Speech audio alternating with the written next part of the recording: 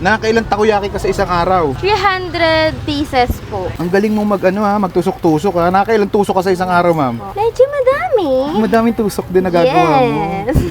Paano mo naisipang tinda ng takoyaki, ma'am? Bali, nag-start po yun sa mga kapatid ko eh. Parang na-inspired lang po ako kasi nung nag-aaral po ako, bali nagpa-part-time po ako sa kanila, sa palengke, sa gulayan po, tapos minsan sa ate ko. Ano pong kakaiba sa takoyaki niyo? Ba't binabalik-balikan ng mga tao? Siyempre po yung kakaiba po is homemade. Gawa ko po, gawang takoyami. Hindi po siya tinipid and sulit na sulit sa presyo. Ayun. Hello, ma'am. Anong binibenta niyo po dito? Hello po, takoyaki po. Takoyaki yan? Yes. Magkano po yung ganyan niyo, ma'am? 10 pesos po ang isa. Any flavor po yon, kahit iba-iba po. Anong flavor po yan, ma'am? Bali, meron po kaming crab stick, octo, ham and cheese. Pwede pong ham lang, pwedeng cheese lang. Tapos yung iba po, gusto ng octo with cheese, crab with cheese. So, nag-a-add na lang po ako ng 2 pesos po doon. Nagiging 12 po siya isa. Oo. Pero meron kayong overload, ma'am. Yung lahat ng nandito kasama. Hindi po kaya sa Ay, isang hindi kaya. Yung cheese tsaka crab stick nga po, nagkakaanuhan din na siya eh. Anong bestseller niyo po? Octo po. Octo. Sige, ma'am. Pa-order ako ng octo. Sige po. Gano'ng katagal lutuin to, ma'am? 10 to 15 minutes po, sir. Ayun yung octo nyo. Patingin na, ma'am. Malalaki ba? Mga ano lang siya, galamay. Galamay. 10 pesos lang yan ang isa. Yes po, 10 lang po yan. Pwede bang assorted dito, ma'am? Pwede po. Ah, pwede. Yes po, pwede pong dalawang octo, dalawang crab. Minsan po yung iba, isang cheese, isang ham and cheese. Lahat po, dinatry po nila eh. Okay, sige. Assorted Yes. ordering ko, ma'am. Anong pangalan nitong takoyakihan mo? Takoyami. Yummy na yummy. Yun, no? Ito yung taco. Ikaw yung yummy siguro. Yes, ang tagaluto. Gano'n nakatagal tong negosyo mo, ma'am? 1 year na po. Nakakailang takoyaki ka sa isang araw? 300 pieces po. 300 pieces. Yes. Araw-araw yun. Minsan may mga matutumal na araw po, 200 pieces. Paano mo naisipang tinda ng takoyaki, ma'am? Bali, nag-start po yun sa mga kapatid ko eh. Parang na-inspired lang po ako kasi nung nag-aaral po ako, bali nagpa-part-time po ako sa kanila, sa palengke, sa gulayan po, tapos minsan sa ate ko. Saan naman po yan, lemon, ganun po. Nag-aaral ka pa ngayon? Graduate na po. Ah, graduate Yes na. po, ito na ang aking tinahak. Sa'yo talaga itong cart na to. Yes po, sa akin po. Ikaw may-ari. Sipag mo ha. Walang ibang ngayon, ma'am, trabaho. Wala po eh, bali, ano lang po, SK person po. Yes po, kakaano lang po. Ang bilis maluto nito, no? Ah, ba't nilalagyan ulit, ma'am? Para po bumilog po. Ah, ibig sabihin hindi pa siya bilog. Kalakalahati po ang luto ko. Para po siksik, liglig at umaapaw. Ayun ang masarap, umaapaw. Ang galing mo magtusok-tusok ha. Nakakailang tusok ka sa isang araw, ma'am? Medyo madami. Madaming tusok din na gagawa mo. Yes.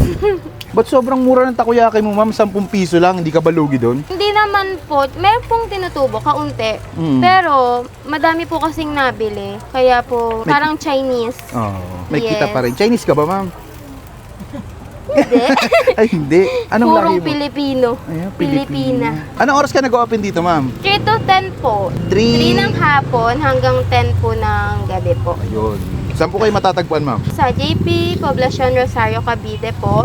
Sa likod po ng Raven Shoes, tapat po is Just Vape. Hintayin ko na lang maluto, ma'am. Thank you. Yes po, thank you. Okay na yun, ma'am. Yes po. Tapos agad. Assorted, ah. Yes po, assorted po. Di ba yung ibang mga takoyaki, ma'am, parang hilaw yung loob? Etong sa inyo po ba? Sinusure po natin na luto po yung loob kasi nga po, hindi din naman po maganda yung texture niyan sa loob kapag po. Oh, pag hilaw, no? Yes Ano pong nilalagay dyan? Ito po yung takoyaki sauce po. Homemade ko po ito. Ako po yung nagluluto po niyan. Yes po. Saan mo natutunan yan, ma'am, paggawa ng takoyaki sauce? Search lang po. Tapos yan po, ano po yan? QP mayonnaise po. QP Yes. mayonnaise. Dami, Vlogger ah. ka po or hindi, ganyan po talaga kami mag-serve. Iyon ang maganda Yes, dito. kahit po tanong nyo pa sa mga suki nating takoyami dyan. Ano po yun, yung nilagay niyo? Ito po yung seaweed na, Seaweed. yes po, Ano po yan? spicy flakes. Aray ko po. Nalagyan na po natin siya ng bonito flakes. Bonito flake. Yes. Yun, oh, solid. Ang dami. Ganyan talaga, ma'am. Ganyan po talaga. Baka pag vlogger lang ganyan kadami Hindi po. Pantay-pantay. Yes, pantay-pantay po, ganyan po. Kaya po, bumabalik po ang ating mga customer. Kasi po, hindi po tayo nagtipid. Sobra-sobra pa. Sobra-sobra pa. Binigay ng lahat. Binigay ng lahat. Sa 10 piso, grabe, Yes. sobrang mura. Hindi kayo nalulugi, ma'am, sa 10. Hindi naman po. Basta po, kaunti man, pero lagi naman pong may bumibili naman po.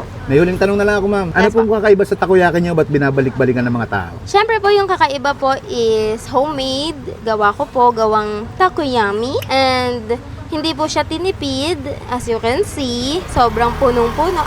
And sulit na sulit sa presyo. Ayun. Sige, ma'am. Tikman ko muna. Thank you. Sige po. Thank you po.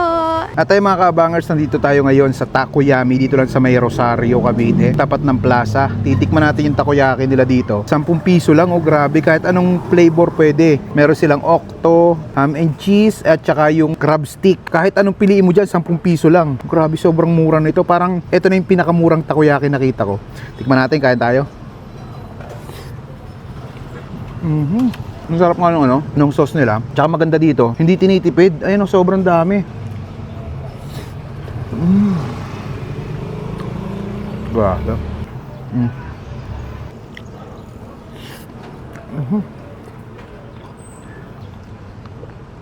Solid, oh.